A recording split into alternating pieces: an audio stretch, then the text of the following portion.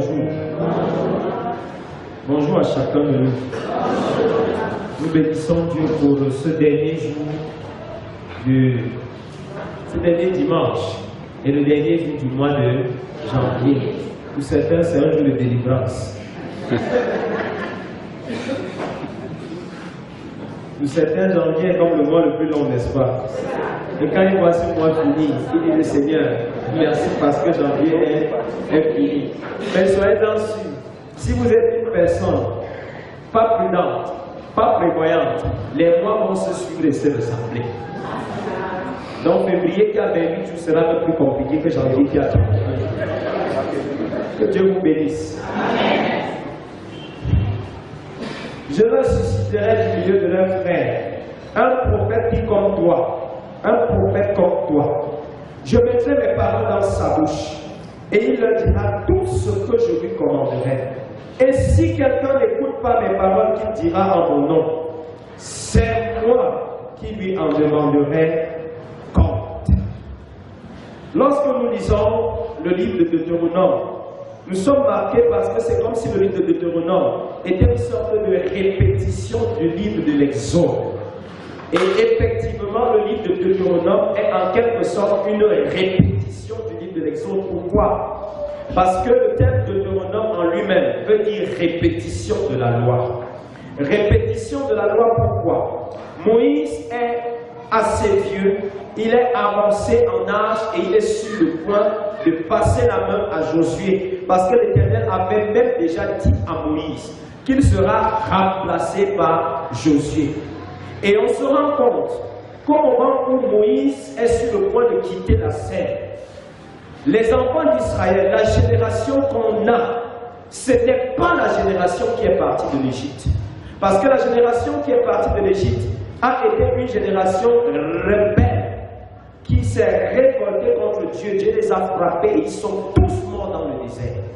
Et parce qu'ils étaient tous morts dans le désert, il fallait donc que la jeune génération qui ne connaissait pas la loi écoute la loi.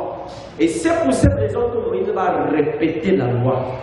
C'est dans cette optique que vous verrez, quand vous lisez le Pentateuque, c'est-à-dire les 5 premiers livres de la Bible, ce qui est dit à Exode est pratiquement repris dans le livre de Deutéronome. Pour que les enfants d'Israël qui vont prendre possession de la nouvelle terre, qui vont prendre possession de Canaan, ne soient pas ignorants de ce que Dieu avait dit à leur père. Parce que si on ne répète pas la loi à ses enfants, ils risquent de commettre les mêmes erreurs que leur père et subir le même châtiment que les pères. Ne dit-on pas souvent que les mêmes causes produisent les mêmes effets?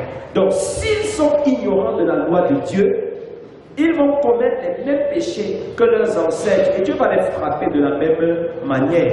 Or, Dieu n'est pas seulement un feu dévorant, il est aussi un Père plein de miséricorde qui voudrait voir ses enfants grandir dans sa crainte, qui voudrait voir ses enfants se rapprocher de lui. Ainsi, quand vous écoutez le chapitre 18 du livre de Deutéronome, Moïse instruit les fils d'Israël au sujet de 3 choses fondamentales.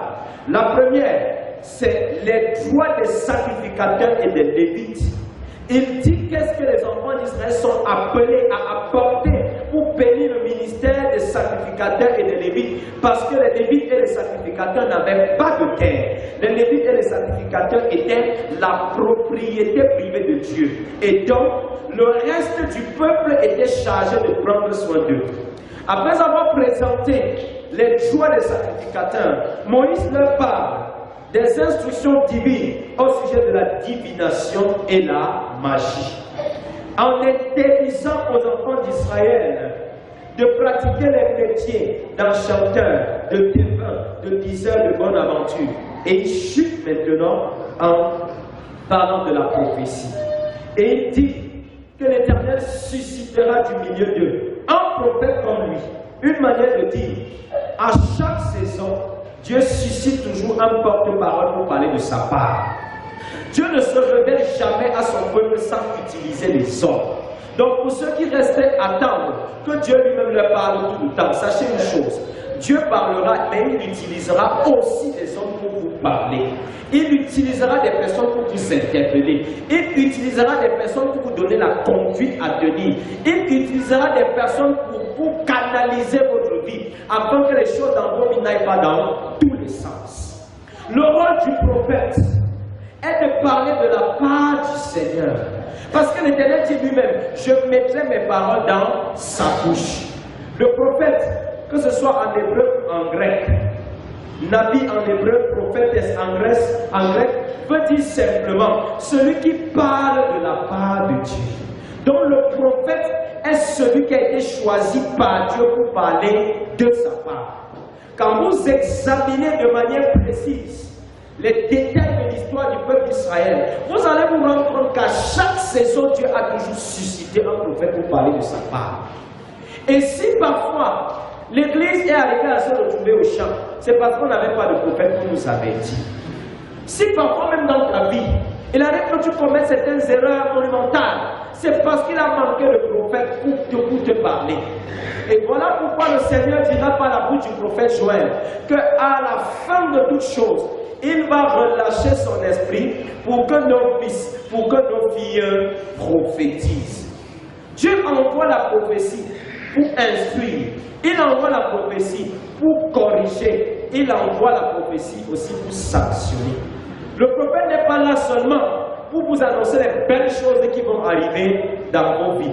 Parce que ce que les gens aiment beaucoup plus, c'est les prophéties qui disent que tu seras ministre, même si tu n'as pas de diplôme. C'est les prophéties qui viennent dire tu vas te marier, même si tu es compliqué de caractère. C'est les prophéties qui viennent dire que tous tes enfants vont prospérer, ils vont réussir, même si tu es conscient de ce que tu leur as donné une très mauvaise éducation. La prophétie est aussi là pour te corriger et te dire ce que tu es en train de faire, le chemin que tu es en train d'emprunter n'est pas digne d'une personne qui est censée servir le Seigneur. Alors Dieu dit aux enfants d'Israël, je susciterai du milieu de vous un prophète et je mettrai mes paroles dans sa bouche. Lorsque Dieu met les paroles dans la bouche d'un de ses joints, c'est pour qu'il parle de sa part. Ainsi, quand Dieu a suscité une personne pour vous parler, vous avez un seul devoir vis-à-vis de cette personne, c'est de l'écouter. Vous avez une obligation, c'est de l'écouter. Parce que chaque fois que tu n'écouteras pas une personne que Dieu a mandatée pour te parler, tu es un rebelle et tu te seras attaqué à l'Éternel lui-même. C'est pour cette raison qu'il dit aux enfants d'Israël, quand le prophète va parler et que tu ne vas pas prêter attention à ce qu'il dit, je viendrai moi-même te demander des comptes. Et quand je regarde la vie de plusieurs personnes, j'ai l'impression qu'ils sont en train d'attendre que Dieu vienne leur demander des comptes. L'Éternel les a interpellés de toutes les manières. Dieu leur a parlé de mille et de une façon. Mais ils persistent et persévèrent même dans leur égarement. Ils persistent et persévèrent dans les chemins détournés. Ils persistent et persévèrent dans leur folie. Ils persistent et persévèrent dans leur vie de péché. Mais sachez une chose, si l'Éternel t'interpelle par la voix de ses serviteurs, tu refuses de les écouter. Ne pense pas qu'il descendra lui-même te parler. Quand il va descendre, ce sera pour te frapper, ce sera pour le châtiment. Dieu invite les enfants d'Israël à prêter l'oreille à ce que diront les prophètes, à prêter l'oreille à ce que diront ceux qui parlent de sa part. Je vous ai dit simplement que le prophète, c'est celui qui parle de la part de l'Éternel. Sachez que quelqu'un n'a pas forcément besoin d'être appelé prophète pour vous parler de la part de l'Éternel. Lorsque l'Éternel constate que tu as une mauvaise habitude et envoie une personne t'interpeller, considère celui-là comme un prophète qui a été mandaté par Dieu pour te parler.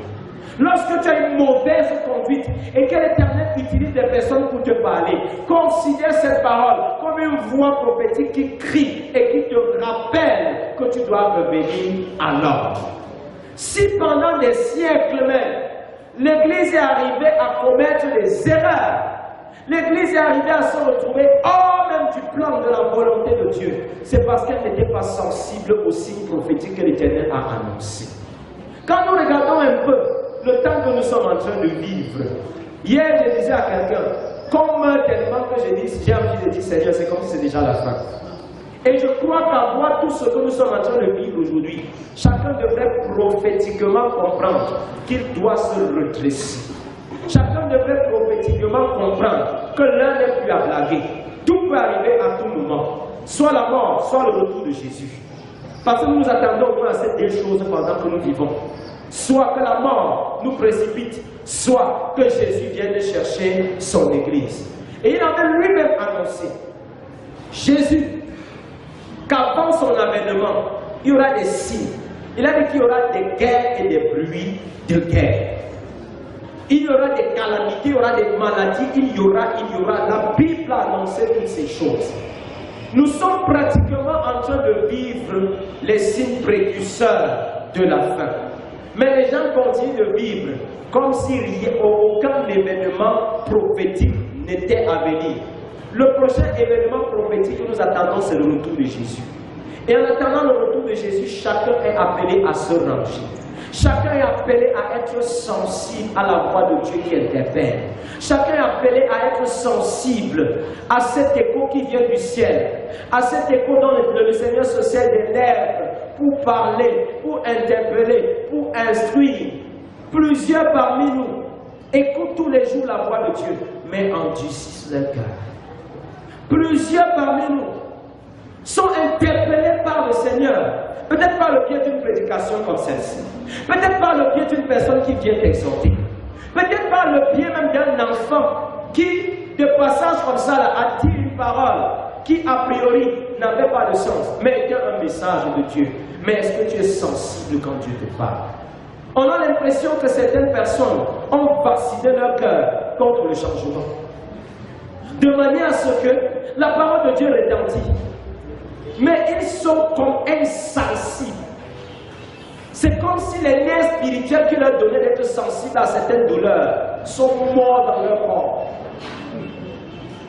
La parole de Dieu est là à leurs oreilles tous les jours, mais ils persévèrent dans la même voie. Dieu a dit, je préfère citer quand Moïse parle. Il dit, et si quelqu'un n'écoute pas mes paroles, qu'il dira en mon nom, c'est moi qui lui en demanderai des comptes. C'est moi qui lui en demanderai des comptes. Et c'est pour cette raison que quand tu te lèves contre un messager de Dieu, ce n'est pas contre le messager que tu t'attaques, mais c'est contre Dieu lui-même. Prenons l'exemple. Beaucoup parmi nous ont un peu des notions même des réalités socio-culturelles de leur village. Lorsque le chef de votre village a envoyé quelqu'un porter un message dans une concession, celui qui va porter le message, c'est comme si c'était le chef lui-même, n'est-ce pas? Si vous vous attaquez à la personne, c'est au chef que vous êtes attaqué. Alors s'il en est ainsi des hommes, qu'en sera-t-il de Dieu? Alors chaque fois, sachez-le, que vous avez méprisé une personne parce qu'il a porté un message qui pointait, qui montrait du doigt un péché dans votre vie, vous vous êtes attaqué à Dieu. Chaque fois que vous irez colporter, médire d'un serviteur de Dieu parce qu'il a eu à vous interpeller de manière indirecte en prêchant simplement la vérité, sachez que vous êtes attaqué à Dieu. Chaque fois que vous aurez à former des clans pour vous lever contre un messager de la bonne nouvelle, vous êtes en train de vous liguer contre l'Éternel, pas contre un serviteur de Dieu. Et un des pires péchés que les gens commettent beaucoup dans notre église, c'est de commettre des choses pareilles. Être tout le temps à dire et à médire des serviteurs de Dieu. Vous n'êtes pas en train de faire un commérage contre un serviteur de Dieu. Quiconque, peut-être parce que je fais des choses qui ne vous plaisent pas, s'attaque à ma personne et en train de s'attaquer à Dieu. Quiconque se lève contre un enfant de Dieu parce qu'il est venu te dire que tu vis dans le péché, c'est à Dieu que tu es en train de t'attaquer. Même si tu venais à prêcher ces jours, même si tu venais à me tuer, sache que c'est à Dieu que tu vas rendre compte. Et de quand s'estiment très fort et très puissant parce qu'ils ont pu imposer le silence à quelqu'un. Certains sont souvent convaincus qu'à dire, tel pasteur parlait beaucoup, mais aujourd'hui il s'est calmé. Ah oui, que tel l'a bavardé, il voulait un peu montrer quoi, mais aujourd'hui qu'il parle encore. Il peut se taire, mais Dieu ne va jamais se taire. Parce que Dieu suscitera encore quelqu'un pour revenir te parler. Et cette personne aura un message même plus dur que ce que tu entendais avant cela. Et à chaque fois que tu résisteras c'est comme si tu seras en train d'augmenter l'intensité du feu qui va te brûler. Et quand j'ai fini de parler au peuple qui doit écouter, je me tourne vers le messager qui doit porter la parole. Le messager de Dieu ne dit pas ce qu'il veut, mais il dit ce que Dieu veut. Le messager de Dieu ne dit pas ce qui lui plaît, mais il dit ce que, et il dit exactement ce que Dieu lui a commandé de dire. Aujourd'hui, on a une floraison de faux prophètes. Pourquoi? Parce que les gens, pour atteindre leurs objectifs, déforment le message de Dieu, déforment la parole de Dieu, soit pour manipuler les gens, soit pour garder les gens sous leur influence, alors que Dieu ne nous a jamais envoyés pour faire nos disciples, mais nous a envoyés pour faire ses disciples à lui. Le but du message divin, ce n'est pas d'intimider les gens, mais c'est de les amener à changer. Le but du message divin, ce n'est pas de lier les gens, mais c'est de les libérer. Le but du message divin, ce n'est pas de présenter uniquement la colère de Dieu, mais c'est aussi pour présenter l'amour de Dieu. Dieu n'est pas seulement ce feu qui dévore, mais il est, comme je l'ai dit tout à l'heure, un Père qui aime. Et parce que Dieu est un Père qui aime, tous les jours de ta vie, Dieu veut que tu changes et que tu reviennes à lui. C'est pourquoi je me tournerai vers toutes les personnes qui parlent de la part du Seigneur ou qui disent avant de dire à quelqu'un j'ai une révélation qui te concerne, sois sûr que la révélation a été donnée par Dieu. Avant d'aller dire à quelqu'un j'ai eu un songe à ton sujet, sois sûr que ce que tu as eu là c'est un songe. Parce que tu peux avoir des mauvaises pensées sur quelqu'un et tu as des rêves qui vont le sanctionner. Tu vas dire, tu es en train de te parler. C'est ton cœur qui est en train de méditer des choses contre la personne. Comme ça que pendant longtemps, on a vu des gens, tu regardes une fille, elle te plaît, tu hallucines, tu pars rêver que vous êtes mariés, tu vas dire, sœur, Dieu m'a révélé qu'on va se marier. Tu regardes une personne, tu rêves tous les jours que la personne meurt. Tu rêves qu'elle est décédée, tu as dit, ouf, Dieu est de la colère de Dieu contre toi, Dieu va te frapper. Regarde l'état de ton cœur. Si ce que tu penses être une révélation n'est pas plutôt l'expression du vrai sentiment que tu as pour la personne. Et plusieurs fois, des gens comme ça, par des songes mensongers, manipulent les autres. Viens me dire que tu as eu un songe. Dieu demande de ne pas mépriser parce que Dieu parle aussi par les songes. Dieu demande de ne pas mépriser, mais il demande d'éprouver. On n'éprouve pas la prière, on éprouve pas la parole. En éprouvant pas la prière, je peux bien me dire, mais est-ce que Dieu a véritablement envoyé la personne? Si Dieu t'a parlé, il doit aussi me parler. Si Dieu a dit que tu es ma femme ou que tu es mon mari, laisse qu'il me dise aussi que je suis fait pour toi. C'est ça Dieu. Dieu n'est pas le Dieu de la confusion. Dieu n'est pas le Dieu qui crée les troubles au milieu des assemblées. Et dans beaucoup de communautés, dans beaucoup d'églises, aujourd'hui, c'est la confusion totale. Parce qu'il y a des prophéties et des contre-prophéties. Celui qui vient dire Dieu a dit, l'autre vient dire non, Dieu n'a pas dit ça, il a plutôt dit ça. Finalement, à qui est-ce qu'on va croire? J'ai écouté une prophétie en cette année où quelqu'un disait que cette année sera une année compliquée au Cameroun. Ce sera tellement dur, 2021 sera plus dur que 2020. Un autre a envoyé sa part que 2021 sera une année de bénédiction pour tous les Camerounais. J'ai dit, Seigneur, finalement, tu vas faire quoi en 2021? Ce sera la bénédiction ou la colère. C'est pourquoi chacun de nous a appelé à avoir une intimité avec Dieu pour sonder, pour éprouver les paroles qu'il reçoit. Sinon, on va vous manipuler. Hein? Aujourd'hui, on viendra vous dire que Dieu veut que tu t'habilles aujourd'hui en noir, on ne va dire que Dieu m'a dit que tu vas t'habiller en blanc. Les prophéties, quand elles sont mal utilisées, elles deviennent un instrument de manipulation. Les prophéties, quand elles sont mal utilisées, elles transforment les gens en marionnettes. Et il est important que chacun se mette à la brèche, dispose de son cœur, afin que le Seigneur te convainc de tout ce que tu entends. Le but de la prophétie, je le disais, c'est pas de manipuler les gens. C'est pourquoi celui qui prophétise doit se rassurer qu'il est effectivement la voix de Dieu. C'est pourquoi celui qui parle de la part du Seigneur doit se rassurer qu'il est effectivement la voix de Dieu. J'ai pris part à certains cultes, excusez-moi de dire ça, où à la fin, quelqu'un dit, pour marquer notre adhésion à ce message, le vent, je ne me lève pas, parce que ce que tu as dit, c'était pas un message, c'était ta parole, c'était pas la parole de Dieu. Et parfois, les gens montent en chair, il y a des comptes à régler à maman telle. il vient tirer sur maman tel après il est bon pour confesser la foi. Tu n'es pas en train de prêcher. Tu es en train de répéter les comptes de quelqu'un par la parole. C'est pourquoi, quand nous avons à parler de la part du Seigneur, rassurons-nous toujours que le message que nous sommes en train de proclamer nous a été communiqué par Dieu. Parce que si nous disons des choses qui n'ont pas été communiquées par le Seigneur, nous amenons les gens à dire Amen à des choses qui n'ont pas été révélées par Dieu. Rassure-toi toujours, quand tu veux parler à une personne, que c'est Dieu qui t'a envoyé. Beaucoup parlent par leur chair et ils pensent qu'ils ont été mandatés par le Seigneur. Beaucoup se laissent manipuler par leurs émotions et ils pensent que c'est une voix qui vient du Seigneur. Chacun a intérêt à se connecter véritablement.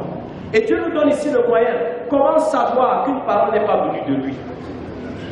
Au verset 21, il dit, peut-être diras-tu dans ton cœur, comment connaîtrons-nous la parole que l'Éternel n'aura point dit? Verset 22. Quand ce que dira le prophète n'aura pas lieu et n'arrivera pas, ce sera une parole que l'Éternel n'aura point dite. Voilà, c'est clair. Dieu est clair. Quelqu'un m'a dit telle chose va t'arriver, ça n'arrive pas. N'aie plus peur. Dieu n'avait jamais dit à la personne de te parler. Il dit, quand ce que dira le prophète n'arrivera pas, c'est une parole que Dieu n'a point dite. Et je prie tous les jours, Seigneur, envoie-nous en cette saison des prophètes et des vrais prophètes. Envoie-nous en cette saison des paroles prophétiques. Envoie-nous en cette saison des révélations prophétiques. Parce qu'il y a des gens parmi nous que ce n'est que par prophétie, je vous assure, qu'ils peuvent changer. Si vous voulez simplement aller par la voie des conseils, ils ne vont jamais changer. Il faut un message prophétique qui leur montre clairement leur vie, même ce qu'ils n'avaient jamais dit à quelqu'un, pour qu'ils commencent à changer. Nous avons besoin des paroles prophétiques au milieu de l'église du Seigneur. Et si beaucoup de personnes n'aiment pas la prophétie, c'est parce qu'ils savent que la prophétie vient enlever le voile sur leur vie cachée. Si beaucoup de personnes n'aiment pas entendre parler de prophétie, c'est parce que ceux-là savent que quand Dieu va commencer à parler, le monde entier connaîtra qui ils sont. Mais si tu ne veux pas que le monde entier connaisse qui tu es, range donc ta vie. Répare ta vie. Mets ta vie en règle. Mes frères et mes sœurs, ce matin, le Seigneur nous met en garde et il nous invite à écouter sa parole, à prêter l'oreille à ce qu'il nous dit, à prêter l'oreille aux interpellations que le message de l'évangile porte à notre endroit. Si nous écoutons la voix de Dieu, nous serons bénis. Mais si nous n'écoutons pas la voix de Dieu, nous nous exposons à sa colère. Si nous écoutons la voix de Dieu, nous marcherons dans le droit chemin qu'il a tracé. Mais si nous n'écoutons pas la voix de Dieu, Satan va certainement nous détourner. Beaucoup aujourd'hui sont détournés parce qu'ils n'ont pas été sensibles au message de l'évangile. Beaucoup parmi nous vivent dans les mélanges, dans un syncrétisme où on mélange foi chrétienne et religion traditionnelle, où on mélange foi chrétienne et tout. Simplement parce que Dieu parle, mais on veut toujours faire à notre tête. Simplement parce que Dieu parle, mais Dieu veut satisfaire les hommes. Sachez que si vous vivez pour plaire aux hommes, vous allez vous retrouver dans le feu de l'enfer avec eux. Mais vivez pour plaire à Dieu, même s'il faut que tout le monde vous déteste. Écoutez la voix de Dieu et respectez, honorez sa parole. Dieu veut des chrétiens, des chrétiennes qui honorent sa parole, pas des gens qui honorent les paroles des hommes. Je suis persuadé que si vous honorez la parole de Dieu, Dieu vous honorera. Si vous respectez la parole de Dieu, Dieu fera de vous une personne respectée. Si vous êtes fidèle dans votre marche envers Dieu, Dieu sera fidèle envers vous. Et même lorsque les gens se lèveront contre vous, ils ne vous feront rien du tout, parce que vous n'avez jamais parlé de votre part. Tous les messagers de Dieu ont toujours été menacés. Donc n'ayez pas peur que les hommes vous menacent même par leurs paroles. C'est normal que ça arrive ainsi. Parce que vous faites et dites ce qu'ils n'aiment pas. N'ayez pas peur de parler. N'ayez pas peur d'interpeller. N'ayez pas peur d'exhorter. N'ayez pas peur de dire aux gens changer de vie. C'est d'ailleurs votre mission. Si vous ne faites pas ça, sachez que vous vivez pour rien.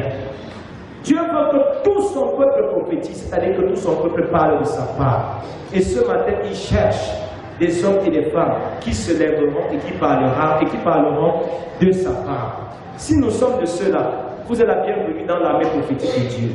Si tu es de ceux-là, tu es la bienvenue dans l'équipe que Dieu utilisera pour sa gloire en ces temps de la fin. Si tu es de ceux-là, même quand les hommes se lamenteront parce que vous avez été fauchés, Le ciel se réjouira parce que vous avez fait la volonté du Père. Que l'Éternel nous donne de faire exactement sa volonté et il nous honorera en toutes choses. Soyez bénis au nom de Jésus. Amen. Levez-vous. Nous allons